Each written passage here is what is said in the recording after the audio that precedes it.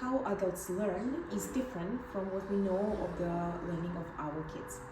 We're going to talk about the adult education because all our programs are devoted to teaching adults, mostly farmers.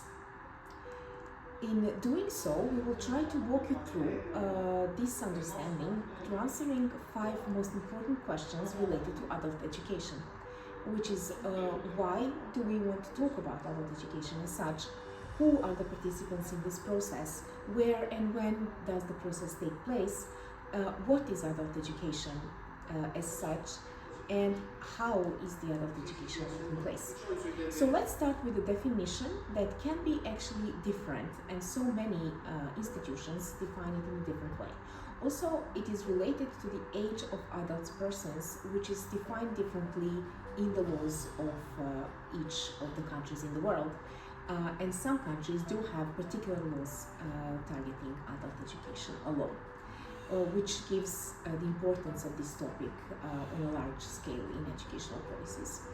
But the most commonly used is UNESCO's definition, which is an old one, and it states that the adult education is about gaining either further qualifications in the field work of adults or gaining new qualifications in order to obtain another job position. It is most commonly also used to define basic education of adult learners who were not able to previously finish their basic education. So who are the participants in this process?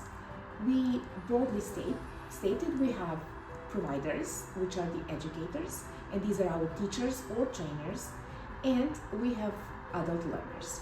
So educators are teachers who are normally teaching at the higher educational institutions, and in providing adult education, they are actually completing or fulfilling the missions of the university, which is helping communities be better places to live. Also, when we're talking about trainers, then we're looking at most often the NGOs providing adult educational programs in different duration, but using non-formal education methods. And in our programs, this non-formal education of adults is actually what we are looking at. So we're not concerned with basic adult education and formal education. Why is it important to talk about adult education? Well, there are simply different aspects that adult education cherish when they are in the process of learning, differing much of what is happening with teaching our kids and using pedagogical approaches. Adult learners is about respect, is about experience that they have and they want to cherish and share with us.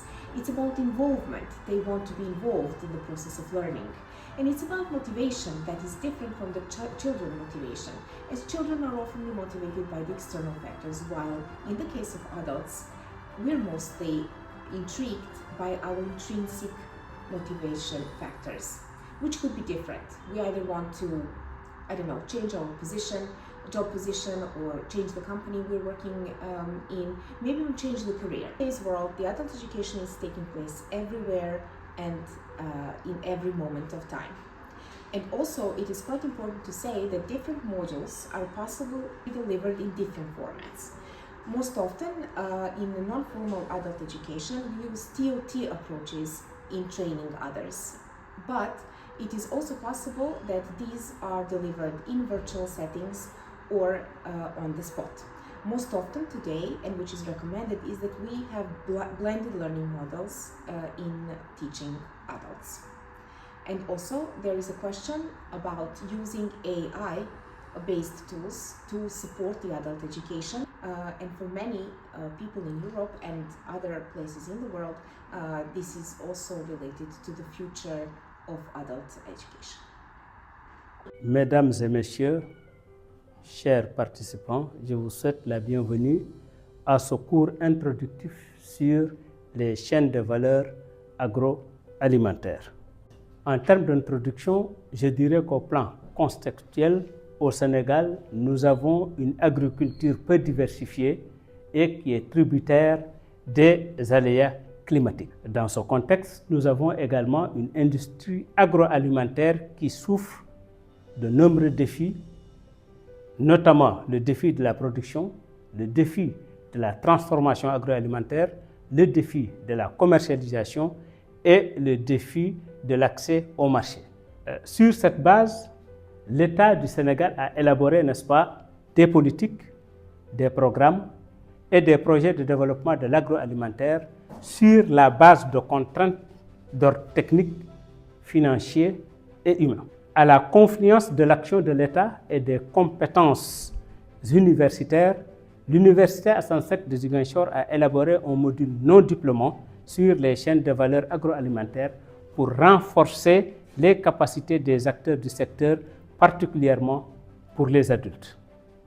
Oui, pour les adultes, parce que les pays africains, particulièrement en Afrique de l'Ouest, sont confrontés à la déperdition scolaire. Ça veut dire qu'il y a beaucoup d'adultes qui sont dans ce secteur, mais qui n'ont pas pu boucler leur cycle d'études. Donc, ces modules non diplômants pourront permettre de résorber, n'est-ce pas, ce gap lié à la déperdition scolaire. Voilà pourquoi ce module sera déroulé en 3 jours de présentiel avec une opportunité de participation en ligne pour les partenaires, puisqu'il y en a certains des partenaires qui peut-être ne pourront pas se libérer pendant les 3 jours. Donc c'est une opportunité ouverte lors du déroulement de ce module. Les aspects généraux de la formation portent ici sur la nécessité de prendre en compte les différences de spécificité sur les sexes, c'est-à-dire la question genre doit être prise en compte puisqu'on doit avoir des hommes dans le secteur de la transformation agroalimentaire, on doit également avoir des femmes. Deuxièmement, il y a la nécessité de soutenir la diversification de la transformation agricole et par ricochet la diversification de la production parce que les deux systèmes sont liés. Troisièmement, il y aura la nécessité de sensibilisation et de coopération, n'est-ce pas, gouvernementale, parce qu'il faudrait que, n'est-ce pas, que les gens soient sensibilisés, mais il faudrait que l'État aussi mette la main dans la pâte, ce qui est déjà le cas. Alors, entre autres aspects généraux, nous devons faciliter les opportunités de réseautage entre les participants afin de favoriser, n'est-ce pas, la collaboration entre tous les acteurs. Deuxièmement, il s'agira d'améliorer les connaissances et les compétences des participants en matière d'optimisation des chaînes de valeur alimentaire pour de meilleurs résultats économiques et sociaux. Il s'agira aussi de sensibiliser aux opportunités de diversification, comme je l'ai dit tout à l'heure, de la fabrication de machines à l'entretien des équipements agricoles, et il s'agira aussi de développer des outils innovants pour soutenir les petites et moyennes entreprises agroalimentaires. Il s'agira aussi de développer des outils et des modèles innovants pour l'optimisation, n'est-ce pas, des conditions de stockage et des systèmes de transformation agroalimentaire. Ces objectifs ont pour but de motiver et de promouvoir l'engagement des participants. La quatrième nécessité porte ici sur la promotion de la collaboration entre les agriculteurs et les étudiants, puisque le projet de master a ici pour vocation de créer un link entre, n'est-ce pas, les agriculteurs et les étudiants, entre les transformateurs et les étudiants.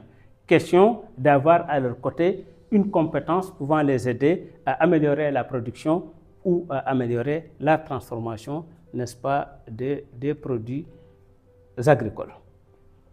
Alors, il faudra donc un important réseautage entre agriculteurs et étudiants en tant que quelque chose qui va s'imposer dans le cadre de ce cours. Il faut également une forte disproportion dans la taille des exploitations parce qu'en réalité, on s'est rendu compte que les superficies exploitées ne sont pas les mêmes.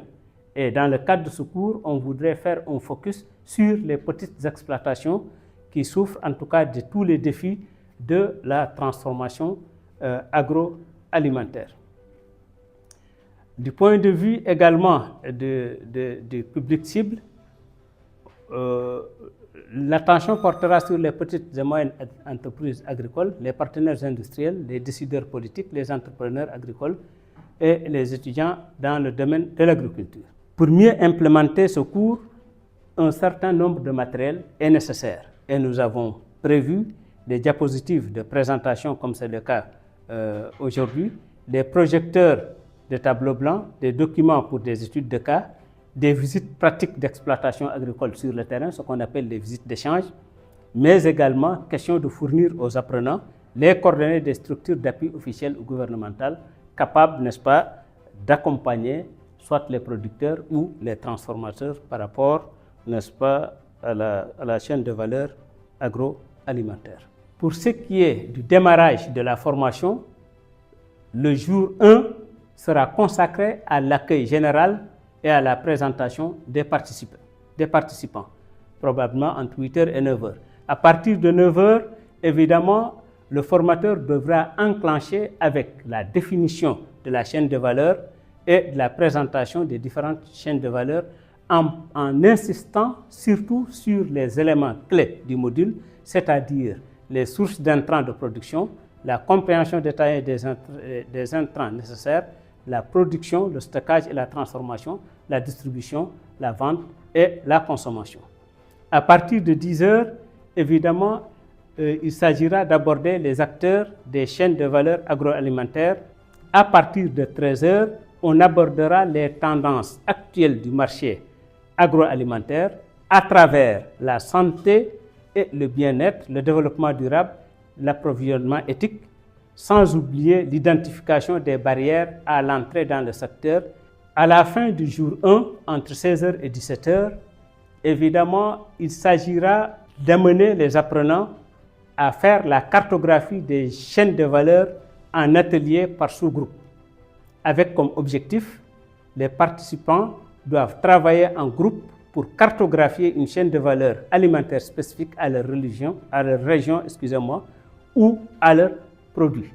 Donc, de ce point de vue-là, il y aura une activité avec comme consigne, à l'aide de tableaux à feuilles mobiles, ce qu'on appelle les PADEX, les participants identifient les principaux acteurs, processus et les flux de la chaîne de valeur.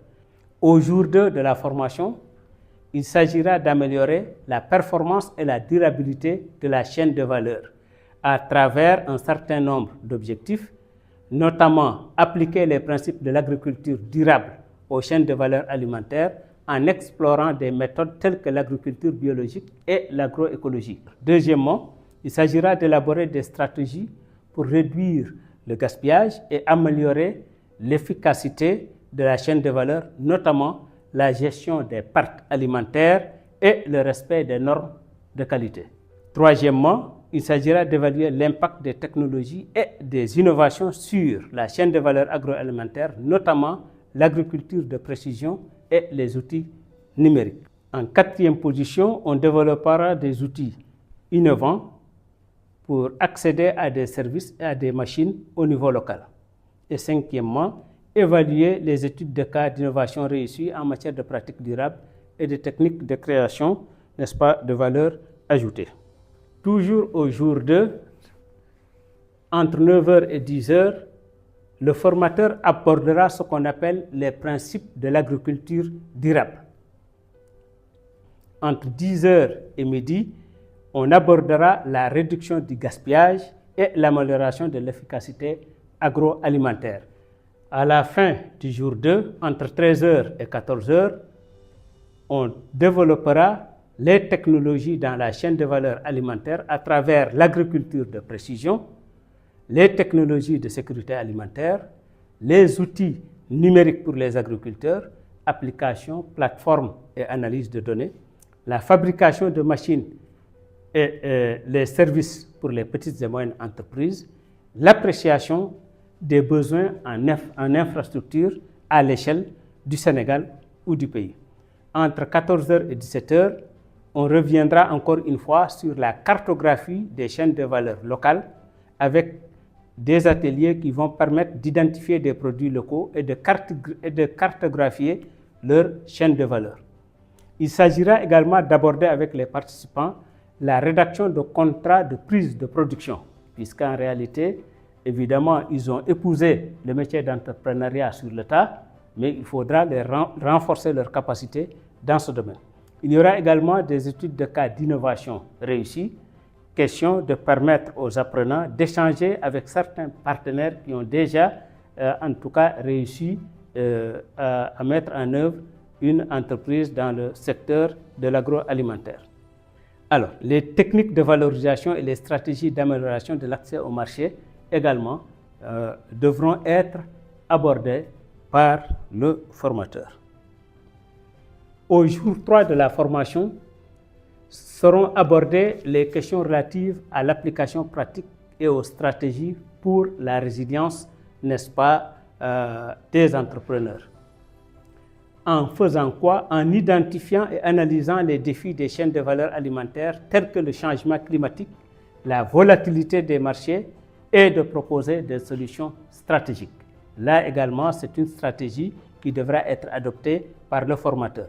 Deuxièmement, il devra aider les apprenants à comprendre les normes de qualité appropriées en Afrique du Sud et au Sénégal en termes de certification requise et les étapes à suivre pour se conformer aux normes biologiques, au commerce équitable et autres types de certification, c'est-à-dire de légalisation, montrant que le produit peut être écoulé sur le marché national, mais également à l'échelle internationale.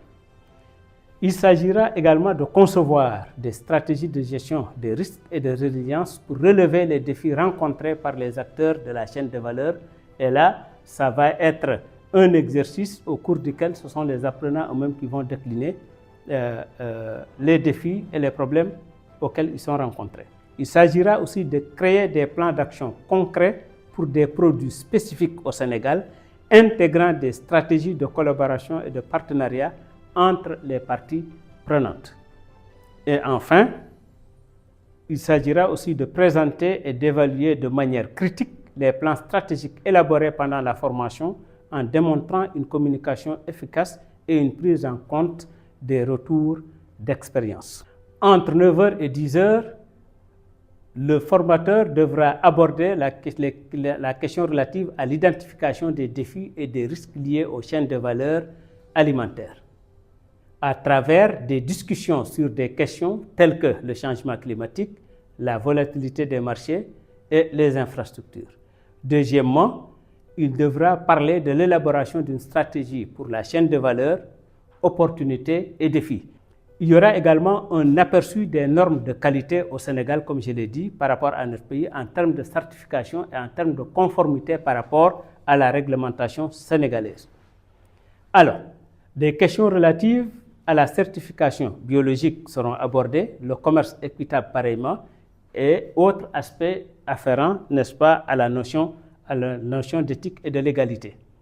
Il y aura également un listing et une description des étapes à suivre pour se conformer aux normes édictées à l'échelle du pays, je veux dire à l'échelle du Sénégal. Entre 10h et 12h, la gestion des risques et stratégies de résilience seront abordées à travers des techniques de gestion des risques et des stratégies que l'expert va éplucher et passer au peigne fin aux yeux des apprenants.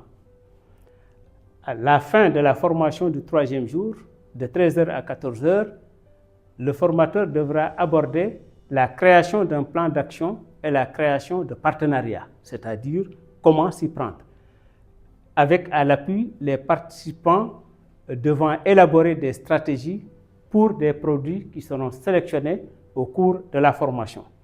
L'importance du réseautage et de la collaboration sera également abordée par le formateur.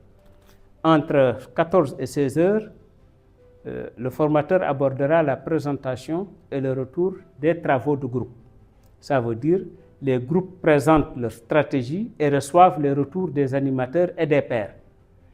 La séance de réseautage pour tisser des liens entre les participants au moment du cours.